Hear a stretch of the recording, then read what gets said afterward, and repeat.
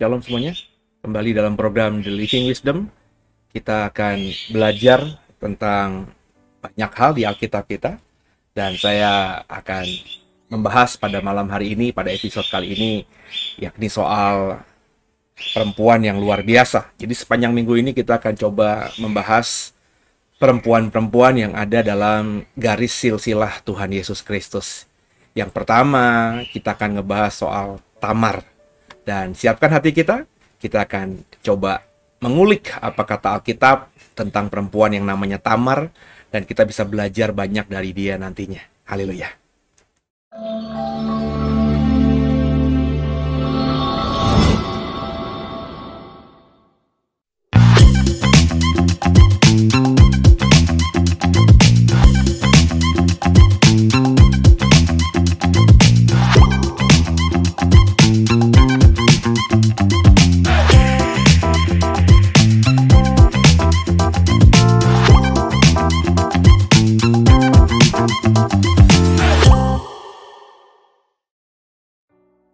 Ya, Tamar. Tamar secara etimologi itu berarti pohon palem atau pohon kurma, ya. Palm tree atau pohon kurma, saudara.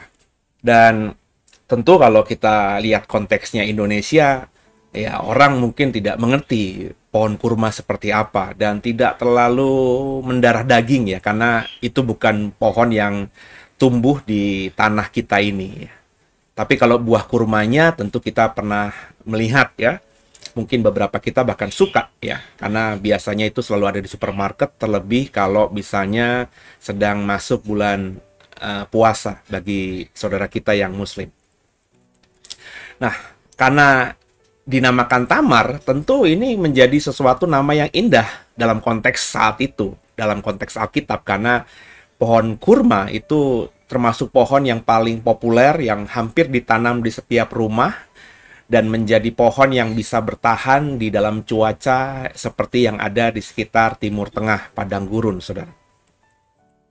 Nah, kalau kita membaca Alkitab, Tamar itu adalah istri Er, dan salah satu dari menantunya Yehuda. Ya, ayatnya ada dalam Kejadian 38, ayat yang ke-6, ya, kita baca ya.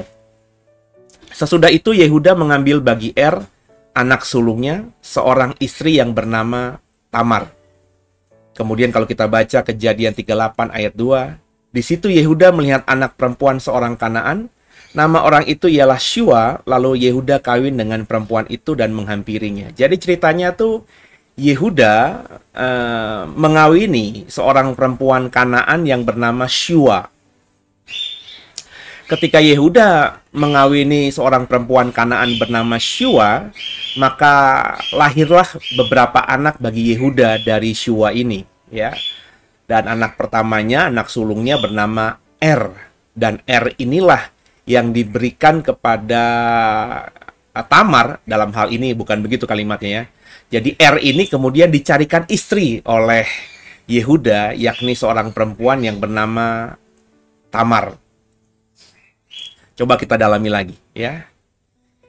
Nah, Yehuda ketika menikahi Shua atau mengambil seorang perempuan Kanaan menjadi istrinya yang namanya Shua dan kemudian punya anak Er salah satunya. Itu ceritanya ada di saat ketika, kalau kita baca di Alkitab, Kejadian 37 itu peristiwa Yusuf dijual ke Mesir, ya. Dan kemudian dikatakan di pasal 38 ayat 1, seperti ada di tampilan layar, pada waktu itu Yehuda meninggalkan saudara-saudaranya dan menumpang pada seorang adulam yang bernama Hira. Jadi setelah menjual Yusuf, Yehuda ini menarik diri dari saudara-saudaranya. Kemudian dia tinggal di sekitar Kanaan, dan dalam ayat 1 pasal 38 dikatakan dia menumpang di rumah seorang adulam yang bernama Hira. Jadi ini ceritanya Yehuda tinggal di rumahnya Hira, seorang adulam, dan kemudian menikahi perempuan Kanaan bernama Shua, itu terjadi setelah Yusuf dijual. Nah, pasti ada momennya ini, pasti ada keterkaitannya ini. Karena dikatakan Yehuda meninggalkan saudara-saudaranya, ya. Apa latarnya? Ya jelas penjualan Yusuf kepada saudagar-saudagar Ismail atau Midian ke Mesir, ya saudara. Coba kita baca ayat 37, pasal 37, ayat 26 sampai 27. Lalu kata Yehuda kepada saudara-saudaranya itu, apakah untungnya kalau kita membunuh adik kita itu dan menyembunyikan darahnya? Marilah kita jual dia kepada orang Ismail ini, tapi janganlah kita apa-apakan dia karena ia saudara kita, darah dan daging kita. Dan saudara-saudaranya mendengarkan perkataan itu.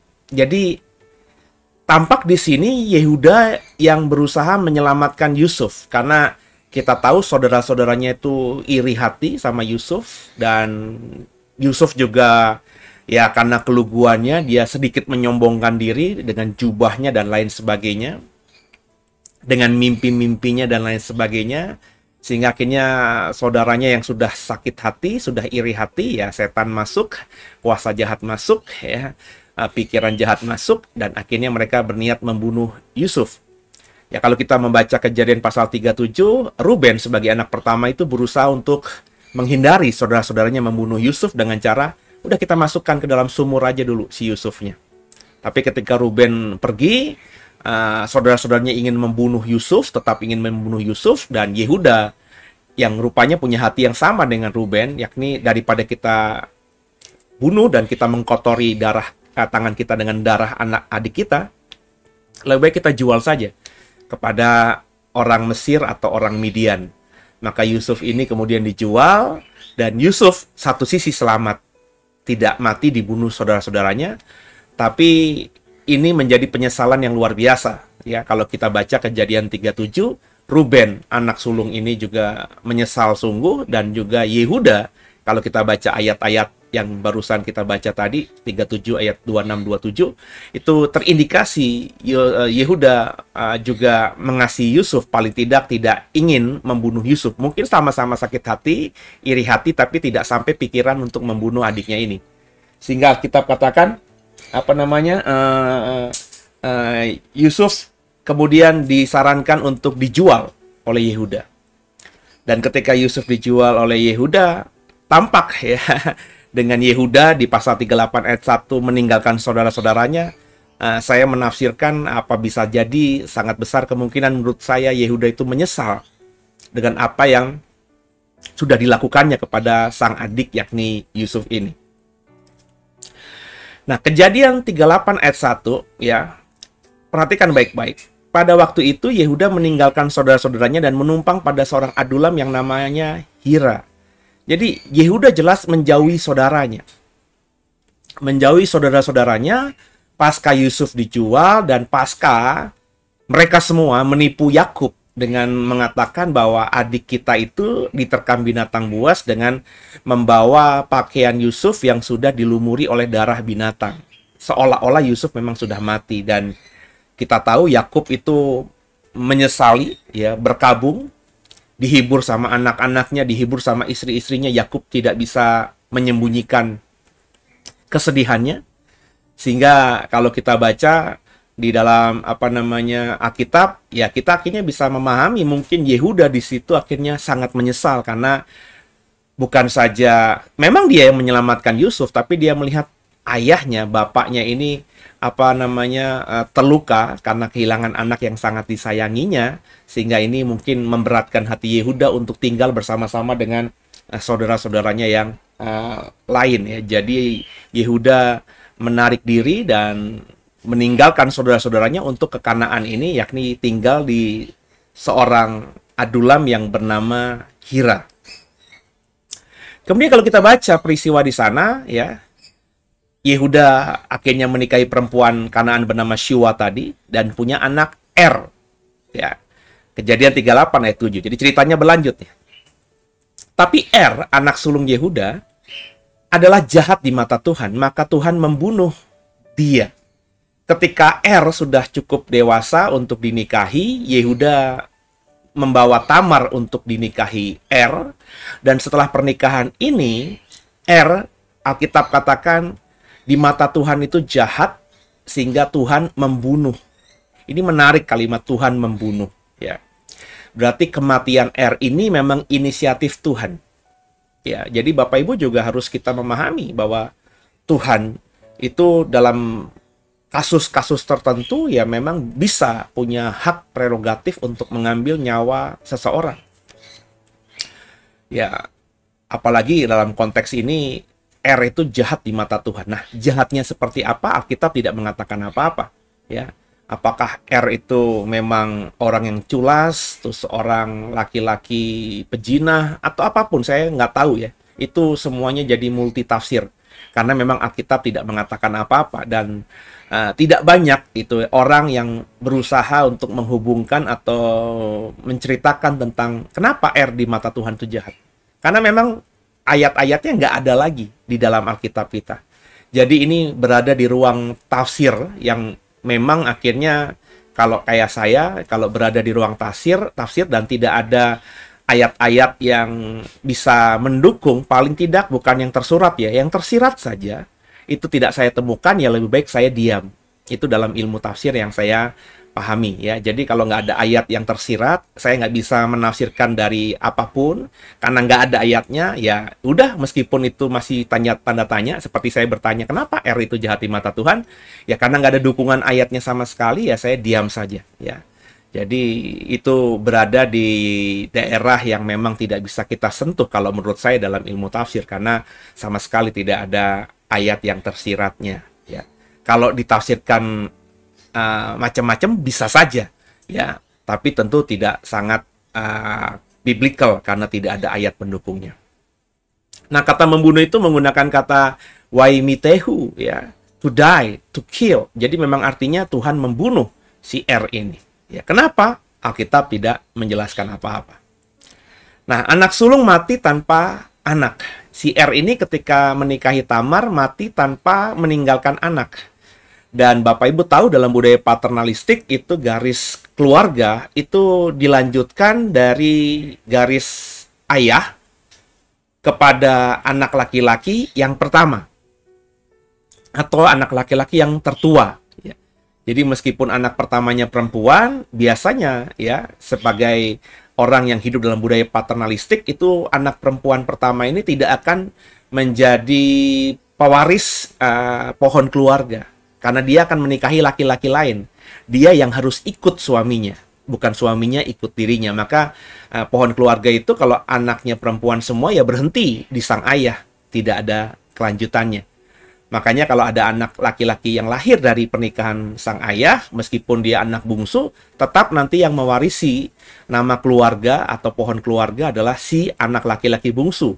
Karena meskipun bungsu, dia anak laki-laki satu-satunya. Nangkep ya saudara ya? Nah, R ini mati, padahal dia anak sulung, ya. Meskipun dia punya adik Onan, ya, tapi Onan ini sebagai anak kedua tidak berhak, ya, menjadi ahli waris dari Yehuda dalam artian garis keluarga. Maka R sebagai anak sulung ini harus memiliki keturunan. Nah, bagaimana caranya dia sudah mati? Maka dalam bahasa sederhananya naik ranjang. Jadi adik kedua, anak laki-laki kedua dari Yehuda dan Syua ini, yakni Onan, itu harus menikahi Tamar, dan anak mereka yang pertama nanti kalau lahir laki-laki itu harus diberi nama R, ya, atau menjadi ahli warisnya R untuk meneruskan nama R dari garis keluarga Yehuda. Nangkap Bapak Ibu ya. Maka Onan naik ranjang. Kejadian 38 ayat 8. Lalu berkatalah Yehuda kepada Onan, hampirilah istri kakakmu itu, kawinlah dengan dia sebagai ganti kakakmu, dan bangkitkanlah keturunan bagi kakakmu. Ini kejadiannya belum ada Taurat Tuhan, saudara. Tapi faktanya, budaya zaman itu memang seperti itu. Jadi kalau anak laki-laki, kakak laki-laki mati tanpa punya anak, padahal sudah menikah, maka si adik laki-laki harus naik ranjang. Ya. Kecuali anak laki-laki itu yang pertama ini mati tanpa atau sebelum menikah, maka biasanya ya langsung turun ke hak kesulungan atau pohon keluarga. Hak waris itu langsung diberikan kepada anak laki-laki yang kedua yang masih hidup. Nah, kalau misalnya sudah menikah, ini yang menjadi masalah. Karena sudah menikah ya mestinya harus punya keturunan. Ya, karena dalam memang budaya paternalistik anak itu adalah sesuatu yang wajib. Jadi kalau sudah menikah itu harus punya keturunan, laki-laki terutama, untuk meneruskan garis keluarga. Tapi rupanya Onan yang harus melakukan kewajiban budayanya, etikanya, masyarakat zaman itu dibunuh Tuhan juga. Ayatnya ada di ayat yang ke-9, Kejadian 38. Tapi Onan tahu bahwa bukan ia yang empunya keturunannya nanti. Kalau nanti dia nikah dengan Tamar, anak laki-laki pertamanya itu bukan punya dia, punya kakaknya. Sebab itu, setiap kali ia menghampiri istri kakaknya itu, menghampiri Tamar, ia membiarkan maninya terbuang, spermanya terbuang, supaya ia jangan memberi keturunan kepada kakaknya. Tetapi yang dilakukannya itu adalah jahat di mata Tuhan, maka Tuhan membunuh dia juga. Jadi yang dilakukan Onan ini adalah ketika menghampiri Tamar, tidur dengan Tamar sebagai layaknya suami istri, dia tidak ingin membuahi Tamar. Dan ini yang dikatakan Tuhan sebagai kejahatan. Tuhan marah karena yang dilakukan Onan ini jahat. Ya, bukan masalah tidak mau membuahi, ya, tapi tidak ingin meneruskan garis keturunan dari kakaknya. Itulah yang jahat. Ya, jadi Tuhan dari sini kita bisa membaca memang juga memperhatikan budaya tradisi. Bapak Ibu boleh cek di Alkitab, ini nggak ada aturannya sebelum Kejadian 38 ini. Nggak ada Abraham dapat firman harus begini seperti ini, ya. Ishak dapat firman begini, Yakub dapat firman, nggak ada. Ini berarti Yehuda sadar, ya, kalau anaknya itu mati dan Onan harus menggantikan posisinya itu karena dipengaruhi budaya saat itu. Jadi sekali lagi dari Living in Wisdom beberapa episode, kita kalau sebagai orang Kristen tuh berkata bahwa Alkitab itu kebenaran firman Tuhan itu, kebenaran Tuhan itu pasti berbeda dengan adat istiadat, ini harus dipertanyakan orang yang berpendapat seperti ini. Karena mestinya tidak seperti itu, ya. Faktanya dalam konteks ini Tuhan memakai adat istiadat dan itu tertulis di Alkitab. Dan ketika Onan tidak mau melakukan kewajiban budayanya, etikanya, masyarakat sosial zaman itu, Tuhan anggap Onan jahat dan Onan juga dibunuh. Kata Tuhan membunuh dia, ini sama dengan ketika Tuhan membunuh Kalimatnya sama, berasal dari kata Ibrani yang sama, yang diterjemahkan oleh LAI, membunuh. Dalam artian harafiahnya, to kill, dibunuh. Jadi baik dan Onan, karena sama-sama jahat di mata Tuhan, mereka berdua dibunuh Tuhan. Nah, baru kemudian ketika zaman Taurat, zamannya Musa, maka apa yang dilakukan oleh budaya sudah dikerjakan oleh masyarakat yang berbudaya saat itu, masyarakat zaman itu, kemudian diadopsi menjadi sebuah kebenaran firman Tuhan. Jadi jangan dibalik, saudara. Jadi jangan berkata bahwa hukum Taurat itu semuanya orisinil dari Tuhan kepada bangsa Israel. Tidak. Ada banyak, ya, seperti saya bilang tadi, ya, dalam beberapa episode ketika kita belajar budaya Sumeria, ya. Firman Tuhan dalam Taurat, mata ganti mata, gigi ganti gigi, itu bukan orisinil dari Tuhan untuk Israel. Tuhan sudah menyampaikan itu lewat pernyataan umum yang dipahami oleh masyarakat berbudaya zaman itu. Maka hukum, contohnya hukum Hammurabi, ya, yang lebih tua daripada hukumnya Tauratnya Musa, itu sudah mengatakan juga mata ganti mata, gigi ganti gigi. Nah, hukum Hammurabi kan jelas bukannya firman Tuhan. Tapi di hukum itu yang sangat dipercaya oleh banyak arkeolog dan oleh banyak teolog lebih tua daripada hukumnya Musa sudah mengatakan itu. Berarti kalau mau ngomong siapa yang copy paste, ya Taurat yang copy paste hukum Hammurabi. Nah, sama dengan hukum perkawinan Levirat ini. Jadi perkawinan Levirat itu sederhananya adalah budaya zaman dulu, budaya di zaman Alkitab sebelum Taurat, di mana laki-laki itu harus menikahi iparnya jika kakak laki-lakinya itu mati tanpa memiliki anak laki-laki. Maka sang adik harus menikahi ipar perempuannya ini untuk membangkitkan keturunan bagi sang kakak yang mati tanpa keturunan. Dan ayatnya jelas dalam Ulangan 25 ayat 5, kita baca ya. Apabila orang-orang yang bersaudara tinggal bersama-sama dan seorang daripada mereka mati dengan tidak meninggalkan anak laki-laki, maka janganlah istri orang yang mati itu kawin dengan orang di luar lingkungan keluarganya. Jadi kalau sudah menjadi keluarga, sudah menjadi ipar, saudara ipar, menantu, jangan ketika nanti anak yang menikahi si perempuan ini mati, kemudian perempuan ini menikah dengan orang di luar keluarganya, ya. Maka disarankan, ya, saudara suaminya haruslah menghampiri dia dan mengambil dia menjadi istrinya, dan dengan demikian melakukan kewajiban perkawinan ipar. Jadi jelas di sini bahwa hukum Levirat ini yang ada di Ulangan 25 ayat 5 yang notabene adalah satu dari sedikit dari hukum Taurat yang jumlahnya 613 ya. Hukum Taurat jumlahnya sebanyak itu, salah satunya adalah mengatur perkawinan Levirat ini. Dan ketika dijadikan hukum Taurat, orang Israel terikat dengan hukum perkawinan Levirat ini, ya.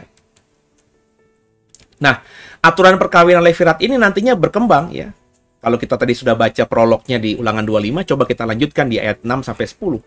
Maka anak sulung yang nanti dilahirkan perempuan itu, ya, ketika nanti perempuan itu, ya, si janda ini sudah menikahi adik iparnya laki-laki, dan ketika mereka punya anak laki-laki, kurang lebih begitu ya, haruslah dianggap sebagai anak saudaranya yang sudah mati itu. Maka Onan itu kenapa nggak mau membuahi Tamar? Karena dia tidak mau anak laki-lakinya nanti menjadi anaknya Er, ya.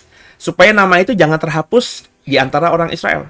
Tapi jika orang itu tidak suka mengambil istri saudaranya, maka haruslah istri saudaranya itu pergi ke pintu gerbang menghadap para tua-tua serta berkata, "Iparku menolak menegakkan nama saudaranya di antara orang Israel. Ia tidak mau melakukan kewajiban perkawinan ipar dengan aku." Kemudian para tua-tua kotanya haruslah memanggil orang itu berbicara dengan dia. Jika ia tetap berpendirian dengan mengatakan, "Aku tidak suka mengambil dia sebagai istri," maka haruslah istri saudaranya itu datang kepadanya di hadapan para tua-tua, menanggalkan kasut orang itu dari kakinya, meludahi mukanya, sambil mengatakan, "Beginilah harus dilakukan kepada orang yang tidak mau membangun keturunan saudaranya."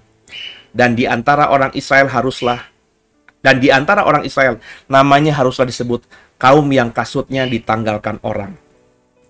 Jadi ada julukan gitu saudara ya, dalam kehidupan orang Israel ya, bahwa ada yang disebut sebagai kaum yang kasutnya ditanggalkan orang. Itu adalah orang-orang yang masuk kaum kasutnya ditanggalkan orang ini adalah orang-orang yang tidak mau melakukan kewajiban perkawinan Leviratnya. Seperti Onan, kalau dia hidup setelah hukum Taurat diberikan, maka Onan ini akan diperlakukan seperti itu. Ya. Tapi faktanya Onan kan hidup sebelum hukum Taurat. Dan Onan menikahi Tamar, tapi tidak mau membuahi. Ini jahat banget. Ya. Jadi Bapak Ibu paham sekarang bahwa apa yang menjadi budaya sebelum Taurat yang baik menurut Tuhan dipakai dan dijadikan hukum bagi orang Israel. Jadi hukum Taurat yang jumlahnya 600-an itu tidak semuanya benar-benar baru didapatkan orang Israel. Orang Israel ada yang sudah tahu itu dari budaya, ya, budaya yang ada, ya. Jadi Bapak Ibu bisa paham sekarang ini. Nah, kan Onan dihukum Tuhan dengan dibunuh juga. Nah, setelah Onan mati, apa yang terjadi? Kemudian ketika Onan mati, Yehuda meminta Tamar kembali ke rumah orang tuanya. Ya, Kejadian 38 ayat 11. Lalu berkatalah Yehuda kepada Tamar menantunya itu, "Tinggallah sebagai janda di rumah ayahmu sampai anakku Shelah itu besar." Sebab pikirnya, jangan-jangan ia mati seperti kedua kakaknya itu. Maka pergilah Tamar dan tinggal di rumah ayahnya. Jadi ketika Yehuda dan Shua punya anak, rupanya punya anak 3. Yang pertama Er, kemudian yang kedua Onan, yang ketiga Shelah.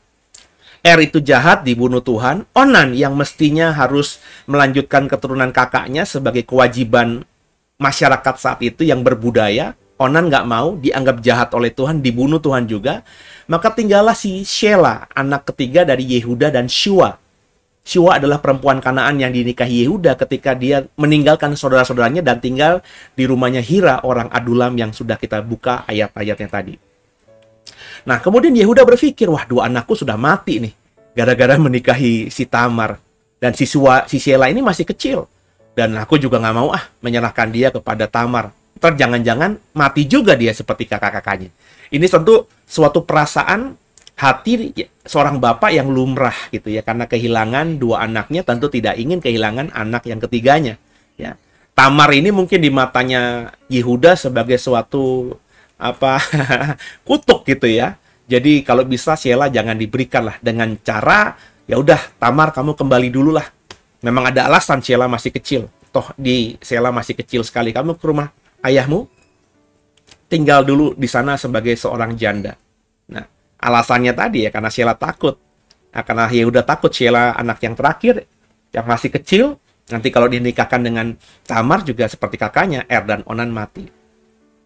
Tapi problemnya yang tidak diperhatikan lebih lanjut oleh si Yehuda, dalam hal ini saya menafsirkan begitu, Tamar, ini tipe ya, Tamar jadi janda, ya.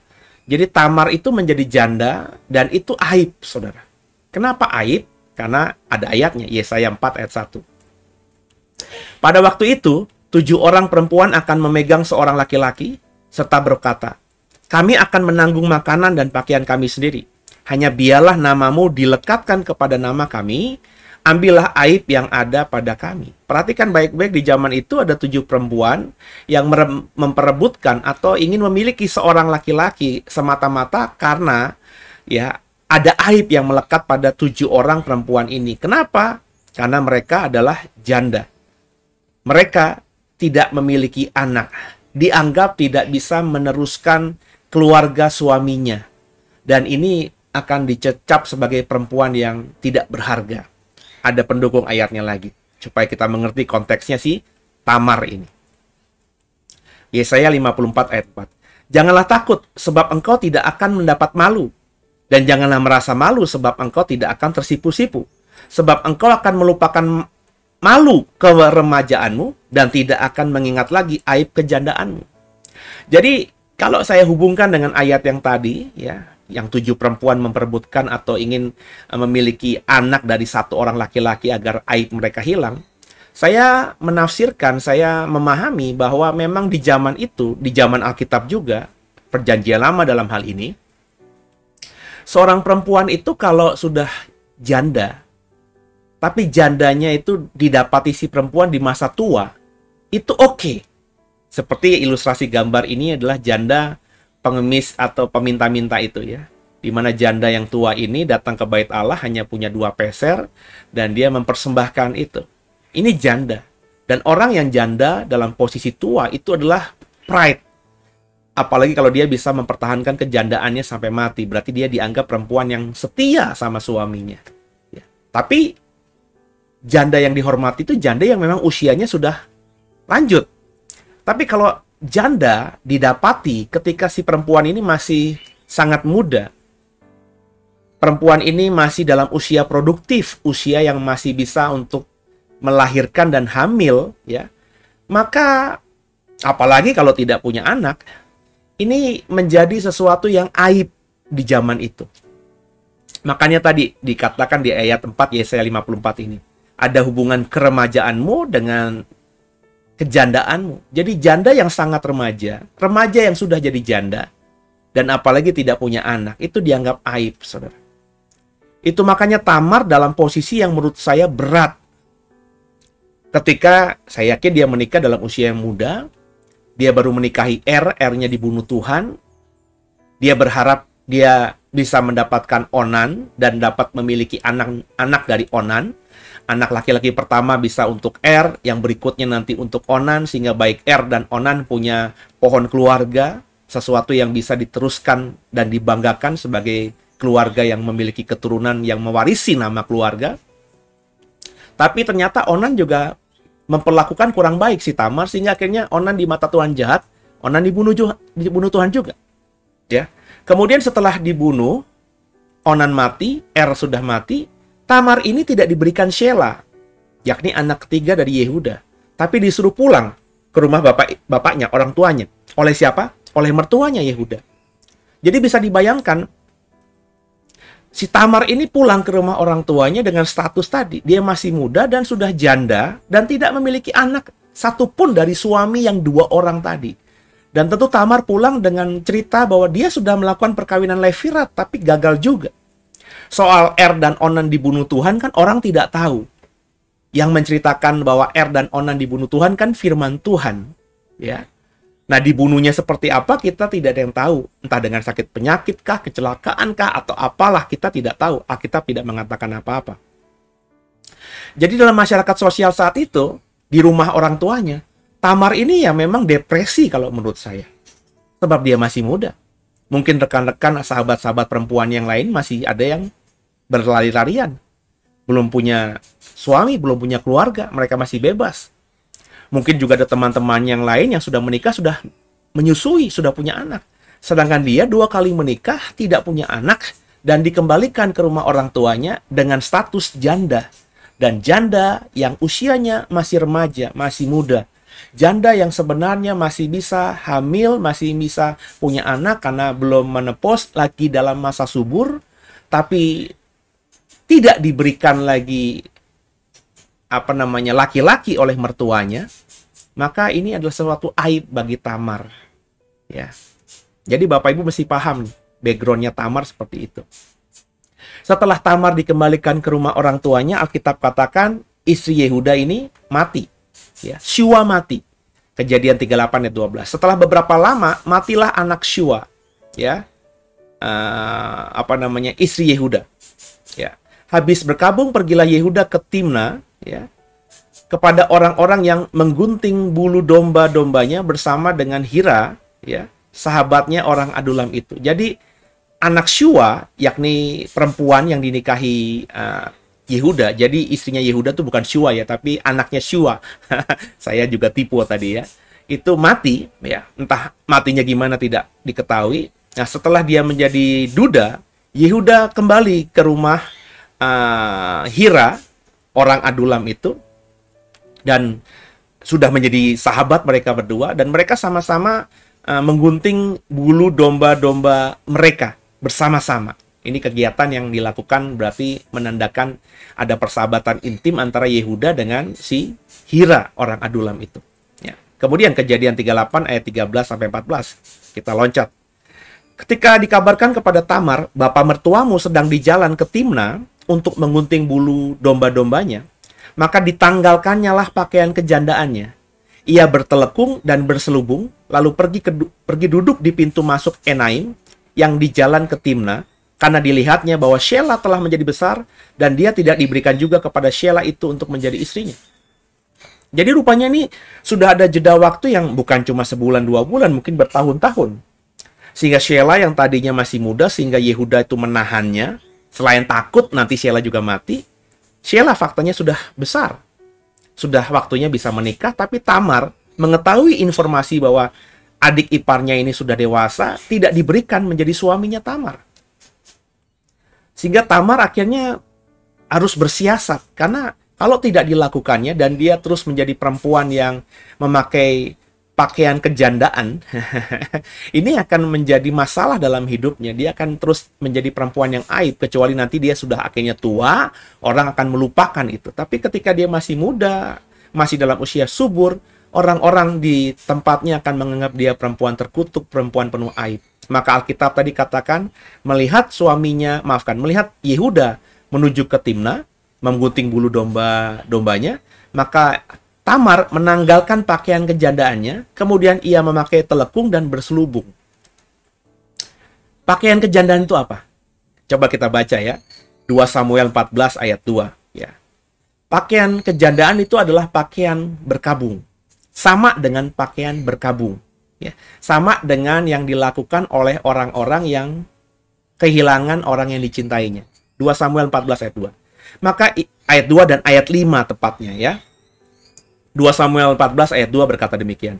Maka ia menyuruh orang ke Tekoa menjemput dari sana seorang perempuan yang bijaksana.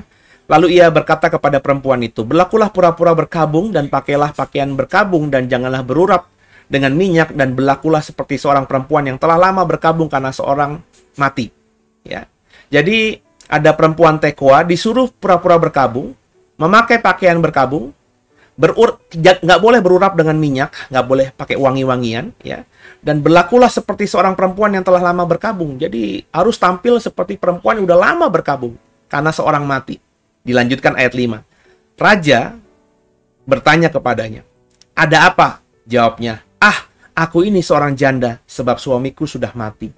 Jadi jelas dari 2 Samuel 14 ini, kalau ada seorang perempuan yang kehilangan suaminya karena suaminya mati, maka perempuan ini harus memakai pakaian kejandaan, pakaian berkabung. Mau usianya masih muda kah, mau usianya masih tua kah, seorang janda itu memiliki pakaian berkabung selamanya. Ya kalau memang kita identikan warna berkabung dalam konteks Indonesia hitam, maka seorang janda, dengarkan ya, kata Alkitab ya, itu kalau seorang perempuan ditinggal mati suaminya, maka perempuan ini untuk seterusnya harus memakai pakaian kejandaan, yakni pakaian berkabung, yang kalau dalam budaya kita harus berwarna hitam. Maka inilah yang harus dikerjakan. So, bisa bayangkan si Tamar ini, kita pasti tahu Tamar ini cantik. Ya, karena tentu seorang ayah ketika ingin memberikan istri kepada anaknya, diberikan istri yang cantik. Ya, karena nanti cucunya adalah garis keturunan dia. Tentu diharapkan yang tampan, sehat, dan lain sebagainya. Jadi kita asumsikan Tamar ini cantik. Jadi Tamar ini cantik, pulang ke rumah ibunya, pulang ke rumah bapaknya dengan pakaian janda warna hitam. Sehingga orang-orang tahu, wah dia janda. Ya, diselidik-selidikin. Udah 2 kali loh nikah. Tapi nggak punya anak, kasihan banget. Meskipun ada laki-laki yang mau menikahi Tamar, tapi laki-laki ini juga pasti akan berpikir seperti Yehuda. Lah, kalau gue nanti nikah sama dia, meskipun aku tertarik dan suka sama si Tamar ini, jangan-jangan nanti aku mati kayak suaminya terdahulu, yakni si Er dan si Onan. Nggak mau Kalaupun laki-lakinya mau, keluarganya juga berpikir, janganlah nak, kayak nggak ada perempuan lain aja. Mau kamu nanti mati. Kurang lebih begitu. Jadi Tamar ini ada dalam situasi hidup yang sangat sulit. Bapak bisa nangkap kayak? Sangat, dia mengalami depresi. Saya berani yakin begitu. Tapi bedanya Tamar dengan perempuan atau laki-laki atau manusia lain yang sulit hidupnya, yang depresi hidupnya, Tamar ini masih bisa memiliki kecerdikan yang luar biasa. Apa yang terjadi? Ya, Tamar kemudian bersiasat, ya. Dia bersiasat, dia menuntut haknya. Kejadian 38 ayat 15. Ketika Yehuda melihat dia, disangkanyalah dia seorang perempuan sundal karena ia menutup mukanya. Karena tadi mendengar bahwa mertuanya mau ke Timna menggunting bulu-bulu domba-dombanya, dia melepaskan pakaian kejandaannya, dia bertelekung, dia memakai selubung, ya. Kemudian dia duduk di depan pintu yang menuju ke Timna. Perempuan yang duduk di situ itu seperti perempuan yang ingin melacurkan diri, ya. Jadi Tamar berprofesi seolah-olah dia adalah seorang pelacur di depan itu. Karena dikatakan dia memakai telekung dan memakai cadar, ya. Itu kebiasaan yang memang dilakukan perempuan-perempuan zaman dulu untuk menjajakan dirinya. Tapi apa yang dilakukan oleh Tamar ini bukan berarti dia ingin atau dia adalah perempuan yang pelacur. Zaman dulu itu Bapak Ibu hampir dalam budaya di Kanaan, perempuan yang melacurkan diri itu, perempuan yang disebut pelacur itu bukan pelacur seperti sekarang yang memang profesinya pelacur untuk semata-mata cari uang. Tapi kebanyakan memang itu mereka itu adalah pelacur-pelacur bakti. Jadi zaman dulu di kuil-kuil Baal, di kuil-kuil dewa-dewi orang Kanaan, orang-orang kalau mau menyembah dewa-dewinya, mereka akan menemui pendeta-pendeta untuk beribadah, dan salah satu kewajiban syariatnya adalah berhubungan suami istri, ya, dengan para pelacur bakti, yakni pelacur-pelacur yang sebenarnya sedang menjalankan syariat agamanya, yang dipekerjakan di kuil-kuil itu agar orang-orang bisa melakukan syariat agamanya. Ini jadi pelacuran yang kalau ngomongin agama yang tidak dianggap dosa, tidak dianggap najis, tapi pelacuran kudus, pelacuran bakti. Ya, kalau perempuan ada laki-laki di situ yang melacurkan bakti, kalau laki-laki ada perempuan-perempuan di situ yang melacurkan bakti, dan Tamar memperlakukan dirinya, mendanani dirinya seperti mereka. Nah, kalau mereka tidak ada kegiatan di kuil, mereka biasanya baru ya melacurkan diri di pintu-pintu gerbang untuk sekedar menambah income gitu ya, saudara. Tapi mereka bukan pelacur yang 24 hour melacurkan diri. mereka sebenarnya adalah pelacur-pelacur bakti. Itu yang saya pelajari dari budaya tentang apa yang dilakukan oleh Tamar ini. Jadi Tamar duduk di situ, memakai telekung, ya, dan berusaha untuk menjumpai Yehuda. Saya nggak tahu apa yang dipikirkan oleh Tamar saat itu. Apakah sekedar ingin bicara dengan Yehuda atau ingin seperti yang terjadi berikutnya. Kita baca Kejadian 38 ayat 16. Lalu berpalinglah Yehuda mendapatkan perempuan yang di pinggir jalan itu serta berkata, ya, marilah aku mau menghampiri engkau, sebab ia tidak tahu bahwa perempuan itu menantunya. Tanya perempuan itu, apakah yang akan kau berikan kepadaku jika engkau menghampiri aku? Jadi Yehuda ketika melihat Tamar, tapi dia tidak tahu itu Tamar, karena dianggapnya itu seperti perempuan sundal biasa, pelacur biasa, ya. Kemudian ya Yehuda sebagai laki-laki yang sudah menjadi duda, dan zaman dulu itu sesuatu yang lumrah, ya. Kenapa saya bilang lumrah? Memang seperti itulah budaya zaman dulu, Bapak Ibu. Ya, belum ada firman Tuhan juga dalam bentuk Taurat, belum ada juga Injil, belum ada juga Alkitab. Jadi seorang musafir itu masuk ke sebuah kota, itu karena sudah lama di jalan seorang diri, pasti akan menjumpai pelacur. Ingat cerita dua orang pengintainya Yosua masuk ke rumahnya siapa? Masuk ke rumahnya seorang pelacur yang kita tahu kemudian juga selamat dari yang orang-orang Yeriko yang mencari pelacur-pelacur ini, mencari dua pengintai ini. Jadi yang saya mau katakan, ya itu hal yang lumrah. Yehuda selain itu juga sudah menjadi duda, ya, untuk mencari kepuasan, ya, mencari kepuasan seksual. Dia menjumpai, ya, perempuan sundal di depan pintu. Dan kebetulan yang dijumpai adalah Tamar, tapi dia tidak tahu itu Tamar. Dan ketika Tamar tahu dia diingini oleh mertuanya, Tamar tahu, Yehuda nggak tahu. Dia minta jaminan. Apa yang akan kau berikan padaku kalau aku mau kau hampiri? Kalau aku mau kau bawa sebagai perempuan sundal. Nah, akhirnya berhubungan seksual lah si Yehuda dengan Tamar, menantunya ini. Tapi tetap Yehuda tidak tahu siapa Tamar. Ya. Nah, ketika misinya Tamar selesai, apa yang terjadi? Kejadian 38 ayat 19-20. Bangunlah perempuan itu, lalu pergi, ditanggalkannya telekungnya dan dikenakannya pula pakaian kejandaannya. Jadi setelah dia tidur dengan mertuanya, pakaian yang dia pakai tadi, ya, telekungnya itu ditanggalkan. Kemudian dia kembali memakai pakaian kejandaannya, pakaian berkabungnya, dan kembali pulang ke rumah orang tuanya. Adapun Yehuda mengirimkan anak kambing itu dengan perantaran sahabatnya orang Adulam itu untuk mengambil kembali tanggungannya dari tangan perempuan itu. Tapi perempuan itu tidak dijumpainya lagi. Jadi ketika ditanya oleh Tamar, apa yang kau berikan padaku? Yehuda berjanji, aku akan memberikan anak dari kambing dombaku. Itu sesuatu yang bagus, ya. Karena kalau dikasih yang sudah tua ya kurang bagus, tapi anak domba itu lebih dihargai. Makanya banyak korban bakaran kepada Adonai itu harus anak domba. Makanya Yesus pun disebut anak domba Allah. Kenapa nggak disebut domba Allah saja? Kenapa mesti anak domba? Ya karena memang budaya zaman itu anak domba itu harganya jauh lebih mahal daripada dombanya, daripada induknya, daripada bapaknya. Bapaknya sang domba, anak domba itu. Jadi Bapak Ibu paham ya? Ini harga yang mahal. Nah, tapi karena Yehuda belum bawa, maka minta jaminan si Tamar itu, ya. Jaminannya apa? Ya, jaminannya salah satunya gelang dan tongkat, stempel ya, dan tongkat.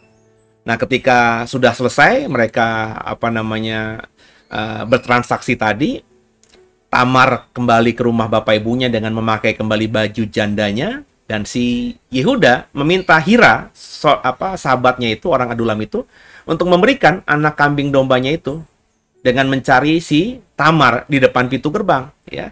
Tapi Tamar sudah kembali ke rumah ibu bapaknya dengan pakaian kejandaan, maka tidak diketemui sama sekali ada perempuan sundal di depan pintu gerbang itu. Kejadian 38 ayat 24. Sesudah kira-kira 3 bulan dikabarkan kepada Yehuda, Tamar menantunya bersundal karena hamil tentunya.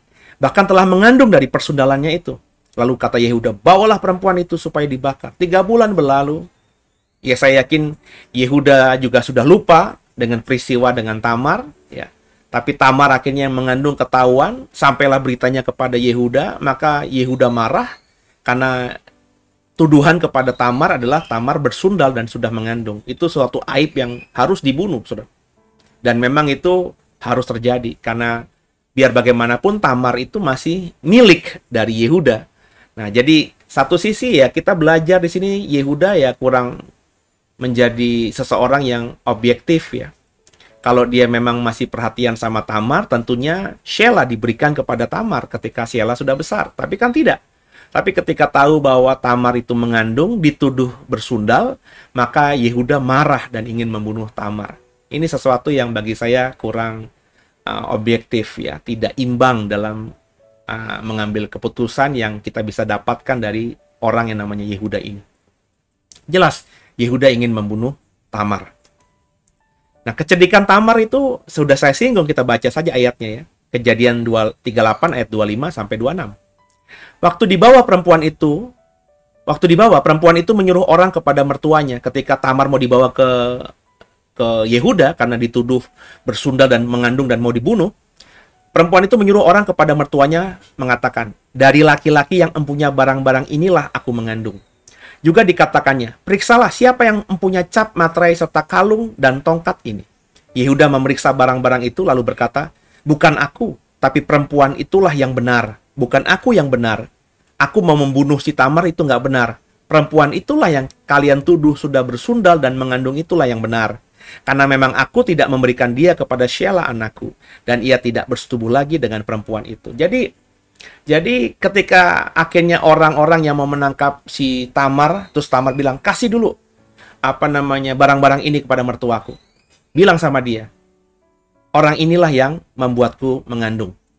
Dan tentu itu semuanya Yehuda tahu, ya. Kenapa Yehuda tahu? Karena ada ayat sebelumnya. Yehuda akhirnya sadar siapa Tamar.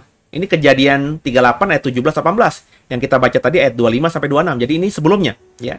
Ketika ada di pintu gerbang ke Timna itu, ya, Tamar kan minta, apa yang mau kau berikan kalau kau menghampiri aku? Dijanjikan anak kambing domba, tapi kan si Yehuda nggak bawa. Ya sudah, berikan aku jaminan dulu. Ya, maka inilah ayatnya. Jawabnya, aku akan mengirimkan kepadamu seekor anak kambing dari kambing dombaku, kata perempuan itu. Asal engkau memberikan tanggungannya sampai engkau mengirimkannya kepadaku, jaminannya. Karena memang Yehuda tidak bawa anak kambing dombanya itu. Ya, tanyanya, apakah tanggungan yang harus kuberikan kepadamu? Jawab perempuan itu, cap materaimu, serta kalungmu, dan tongkat yang ada di tanganmu itu.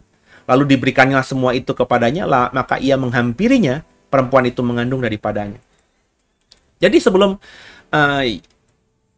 Tamar mau dihampiri, ditiduri oleh Yehuda, Tamar bilang, ya udah, kalau kau belum punya anak kambing domba, kasih dulu tongkatmu, kalungmu, dan stempelmu itu. Ya akhirnya diberikan, karena Yehuda berpikir, ya habis ini aku kan membayarnya. Karena memang dia punya kambing domba kan, dan punya anak kambing domba juga.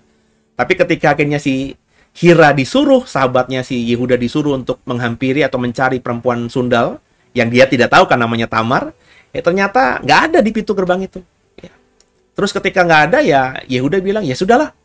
Ya, yang penting kamu tahu bahwa aku ingin membayarkan, tapi kalau memang nggak ada lagi, hilang perempuan sundal itu, karena sudah ditanya, nggak ada perempuan sundal di sini, ya sudahlah. Ya. Lewat sebulan, 2 bulan, 3 bulan dapat informasi, Tamar mengandung karena bersundal. Yang ketika mau dibunuh, Tamar memberikan semua yang memang milik Yehuda, dan akhirnya Yehuda berkata apa tadi? Ya, perempuan itu yang benar, sebab aku tidak memberikan Shelah anakku. Dan kalimat yang menarik ini. Dan ia, Yehuda, tidak bersetubuh lagi dengan perempuan itu. Setelah tahu bahwa yang ditidurinya adalah menantunya, yang mestinya diberikan untuk anaknya Shelah, berdasarkan hukum, budaya, adat, istiadat di zaman itu, Yehuda sadar dia salah. Dia tidak menghampiri atau tidak menjadikan Tamar menjadi istrinya. Ya, dia tidak tidur lagi, dia tidak bersetubuh lagi dengan perempuan itu, dan membiarkan semua itu terjadi. Akhirnya apa, saudara? Akhirnya kita tahu Tamar hamil anak kembar. Ya, kita baca ya. Kejadian 38 ayat 27-30. Pada waktu perempuan itu hendak bersalin, nyatalah ada anak kembar dalam kandungannya. Dan ketika ia bersalin, seorang dari anak itu mengeluarkan tangannya. Lalu dipegang oleh bidan, diikat dengan benang kermisi serta berkata, inilah yang lebih dahulu keluar. Nah, ketika anak itu menarik tangannya kembali, keluarlah saudaranya laki-laki. Dan bidan itu berkata, alangkah kuatnya engkau menembus keluar. Maka anak itu dinamai Peres. Sesudah itu keluarlah saudaranya laki-laki yang tangannya telah berikat benang kermisi itu. Lalu kepadanya diberi nama Zerah. Jadi lahir dua anak kembar. Yang sebenarnya Zerah itu sudah tangannya keluar duluan. Kemudian sudah diikat tali kermisi. Zerah menarik tangannya lagi masuk ke dalam rahim ibunya. Peres, saudaranya keluar duluan. Makanya dikatakan Peres ya. Kau kuat sekali karena kau berhasil menembus keluar. Maka lahirlah dari Tamar anak-anak Yehuda. Yakni siapa? Peres, dan yang kedua, Zerah. Dan menariknya saudara, dalam Matius 1 ayat 3, demikian firman Tuhan. Inilah silsilah Yesus Kristus, anak Daud, anak Abraham. Abraham memperanakan Ishak, Ishak memperanakan Yakub, Yakub memperanakan Yehuda dan saudara-saudaranya. Yehuda memperanakan Peres dan Zerah dari Tamar. Peres memperanakan Hesron dan Hesron memperanakan Ram dan seterusnya. Perhatikan baik-baik. Siapa nenek moyang Tuhan Yesus? Ada beberapa nama perempuan dalam silsilah Matius pasal 1 ini. Dari garis Yesus Kristus. Yang pertama jelas adalah Tamar. Menarik di sini, kalau Tuhan ingin memakai Yehuda sebagai nenek moyang dari Tuhan Yesus, karena kan garis laki-laki, paternalistik. Mestinya Yehuda, keturunan Yehuda yang menjadi nenek moyang Yesus, kalau mau dibilang bagus, ya harus dari istri-istri yang lain. Ya, paling nggak tadi ada anak Syua, ya. Dan kalau kita baca, Yehuda punya anak-anak lain. Artinya, setelah Yehuda kehilangan anak Syua, istrinya itu karena mati, kemudian setelah dia meniduri si Tamar menantunya, Yehuda menikah lagi. Dan anak-anak Yehuda itu semuanya ada, ya. Kalau Bapak Ibu membaca Tawarik tentang silsilah Yehuda, itu jelas sekali. Ada banyak anak-anak Yehuda. Tapi yang dipakai oleh Tuhan untuk menjadi nenek moyang Tuhan Yesus adalah anak yang lahir dari perempuan yang bernama Tamar. Yang kalau kita belajar tadi, ini adalah hubungan laki-laki dan perempuan yang tidak normal. Karena dilakukan oleh mertua dan anak menantu perempuannya. Sesuatu yang nggak masuk akal, saudara. Ya. Tapi Tuhan pakai itu semuanya. Ya. Tamar akhirnya menjadi nenek moyang Tuhan Yesus. Kita baca 1 Tawarik 4 ayat 21. Keturunan Shela. Shela siapa, saudara? Shela adalah anak ketiga dari Yehuda yang menikahi anak Syua tadi. Yehuda dan anak Syua ketika menikah punya anak siapa yang pertama? Er mati karena jahat di mata Tuhan. Dibunuh Tuhan. Kemudian Onan juga jahat di mata Tuhan karena tidak mau membuahi Tamar. Dan Onan juga dibunuh. Dan anak ketiga itu adalah Shela. Dan Tawarik mengatakan, keturunan Shela, anak Yehuda. Perhatikan, ya. Ialah siapa? Jadi Shela itu punya anak namanya Padahal logikanya itu adalah kakaknya Shela yang sudah mati. Kita baca dulu ayatnya. Keturunan Shela, anak Yehuda ialah bapa Leka dan Lada, bapa Maresa dan kaum-kaum para pengusaha kain lenan halus di Bet Asheba. Artinya apa, saudara? Artinya kalau Bapak Ibu mengikuti pemahaman saya tadi, penafsiran saya tadi, ketika akhirnya Yehuda tahu bahwa Tamar itu mengandung anaknya, maka Yehuda kan ayat Alkitab tadi tidak menghampiri Tamar lagi. Tidak menjadikan Tamar menjadi gundiknya, tidak menjadikan Tamar juga menjadi istrinya, karena itu memang tidak boleh dilakukan.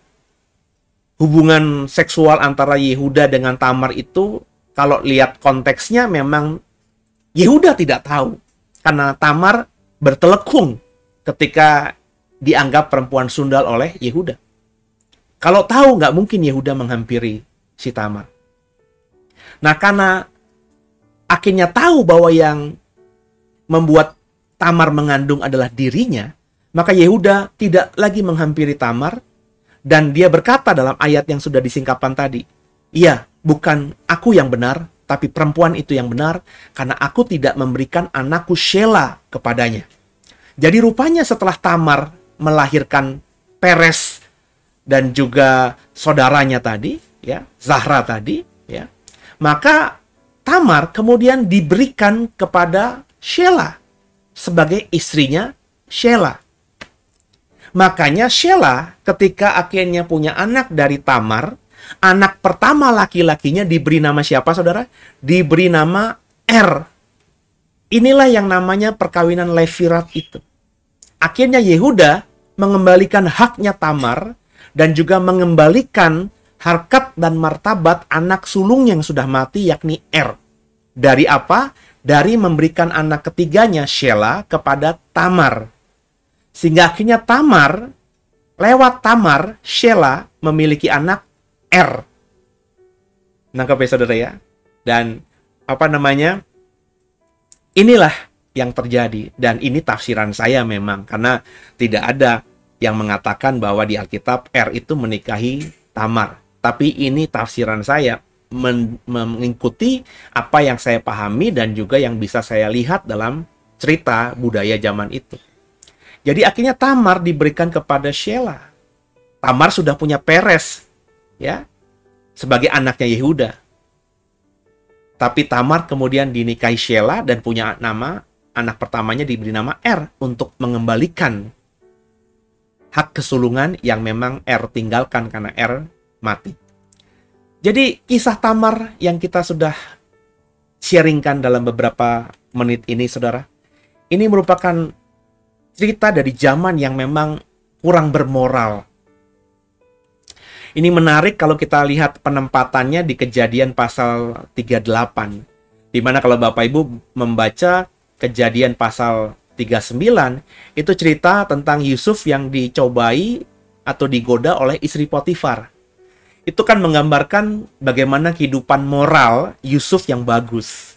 Jadi cerita kehidupan moral Yehuda dan Tamar yang gak bagus ini ada sebelum cerita hidup moral yang baik yang dipertontonkan Yusuf. Jadi ada kurang lebih kontradiksi. Ya, kisah Tamar memang menceritakan kehidupan moral yang kurang baik. Namun demikian kita dapat pembelajaran dari Tamar ini, saudara. Pertama apa? Hak harus diperjuangkan. Nggak ada yang salah dalam memperjuangkan hak. Seringkali saya ditanya sama orang, "Pak, saya ditipu sama orang. Dan orang itu menipu saya dengan uang yang cukup besar, padahal uang itu tabungan saya. Dan orang itu tidak mau mengembalikan uang saya. Dan orang itu sebenarnya cukup mampu, Pak, karena hidupnya masih bahagia, punya rumah, punya mobil. Tapi kenapa ya dia nggak mau mengembalikan uang saya? Saya boleh nggak tuntut hukum?" Terus saya tanya, "Punya bukti-buktinya nggak?" "Oh, semua bukti-buktinya lengkap, Pak. Ada kwitansinya, ada apa-apanya. Saya bahkan chat-chatan dengan dia, sudah, bahkan saya diblok, saya nggak bisa hubungi lagi. Dia punya dokumentasinya." Kalau menurut Pak Pendeta gimana? Saya boleh nggak menuntut secara hukum? Kalau saya ditanya seperti itu, saya bilang, "Loh, itu hakmu. Kalau kau punya bukti-buktinya, silakan."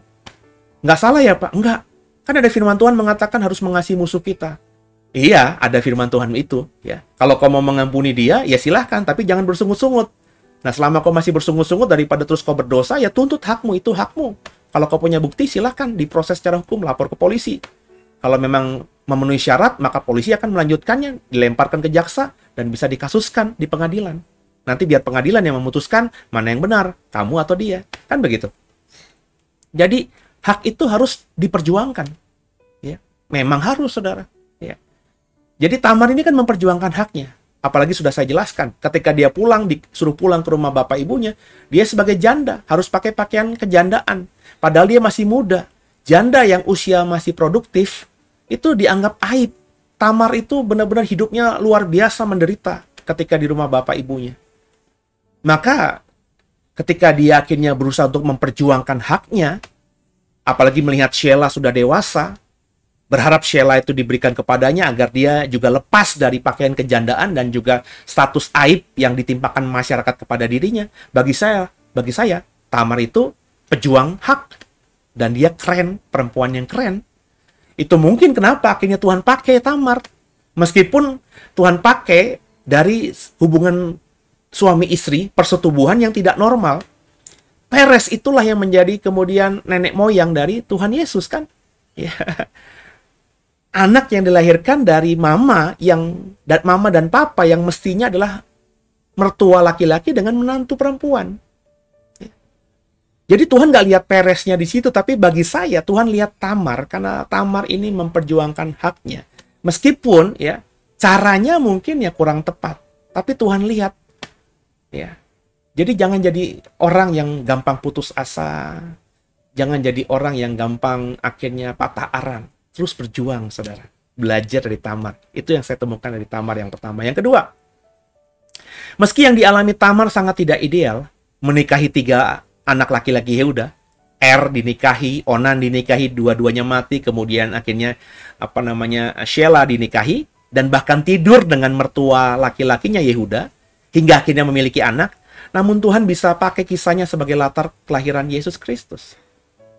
Jadi Yesus tidak menutup-nutupi, Alkitab kita tidak menutup-nutupi latar belakang Tuhan kita ini. Dan cerita Tamar ini hanya satu dari sedikit cerita yang rupanya kita bisa temukan dari nenek moyang Yesus yang merupakan keturunan yang memiliki nenek moyang yang memiliki pernikahan atau nenek moyang yang tidak ideal. Kan mestinya kalau Yesus itu kita imani sebagai Tuhan, Alkitab mestinya mencatat semua nenek moyang Yesus itu dari suami, istri, dari hubungan suami istri, dari perkawinan, pernikahan yang baik. Laki-laki yang baik, perempuan yang baik, itu akan jadi ideal banget. Tapi tidak, Alkitab tidak menutup-nutupi. Itu makanya saya selalu berkata, saya sangat yakin Alkitab itu benar. Kenapa? Bukan Alkitab yang dibuat manusia untuk menceritakan hal-hal yang baik, terus yang jelek-jelek dibuang. Sebab kalau itu buatan manusia, benar-benar pure buatan manusia tanpa inspirasi Roh Kudus. Dan ada kelompok manusia di zaman dulu ingin membuat konspirasi menjadikan Yesus sebagai Tuhan, seperti yang dituduhkan orang-orang di luar sana. Maka kisah di Matius pasal 1 soal Tamar, cerita soal Tamar dengan Yehuda ini, mestinya dibuang, ditipek gitu. Tapi kan tidak, tetap ada di Alkitab kita. Artinya apa? Orang-orang yang zaman dulu mengkanon Alkitab, menyusun buku Alkitab ini tidak ada niatan untuk menciptakan buku yang semuanya ideal.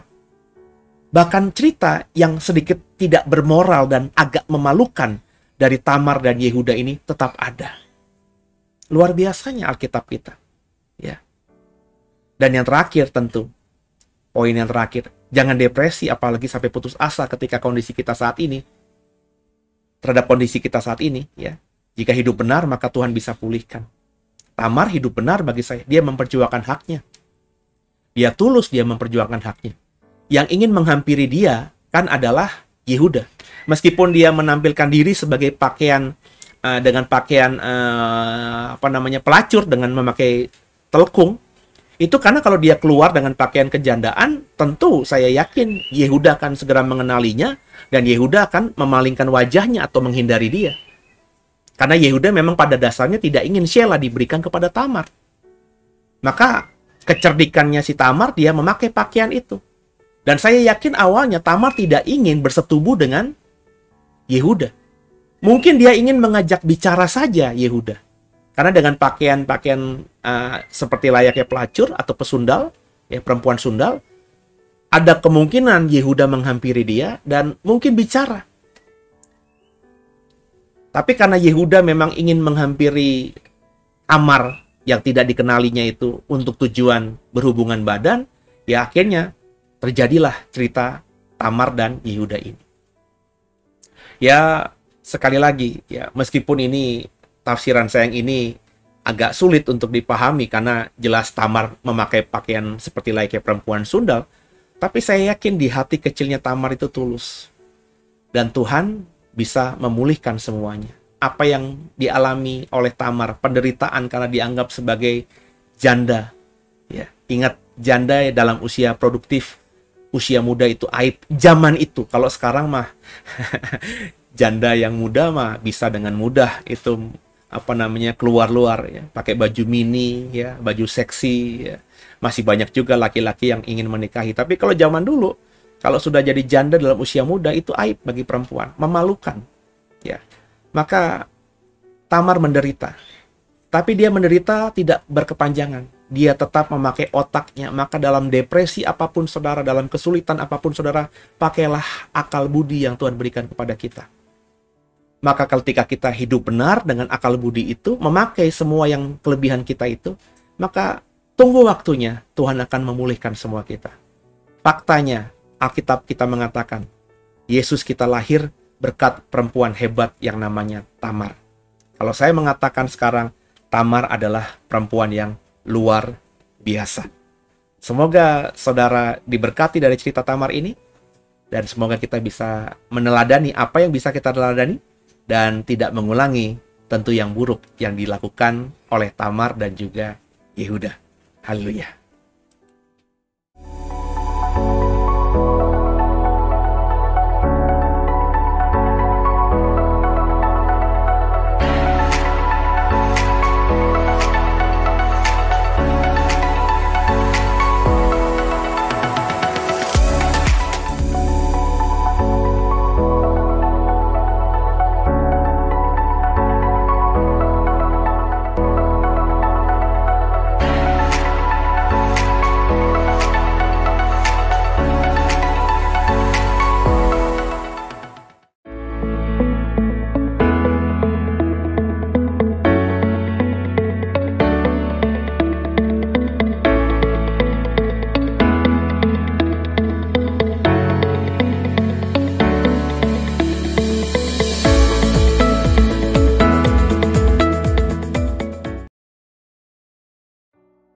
Ya, semoga cerita soal Tamar ini memberikan inspirasi buat kita untuk menjadi manusia yang terus positif, manusia yang bisa keluar dari masalahnya. Ingat, penderitaan Tamar itu penderitaan yang bagi saya berat karena itu psikis ya. Dianggap aib, dianggap perempuan terkutuk, dianggap perempuan yang tidak membawa hoki, itu sesuatu yang sangat melukai. Karena yang muncul adalah bulian-bulian, sindiran-sindiran yang melukai perasaan. Ya. Saya yakin Tamar itu berat sekali, tapi dia bisa keluar dari comfort, bukan dari comfort zone ya, dari problemnya ini, dari masalahnya ini, dari benang ruwetnya ini, dan akhirnya dia bisa punya anak, Peres, yang menjadi nenek moyang dari Tuhan Yesus dari garis Yehuda, dan seperti tafsiran tadi, akhirnya dia memiliki suami, yakni Shelah, yang notabene adalah saudara iparnya sendiri. Adik dari suami terdahulunya, Er dan Onan.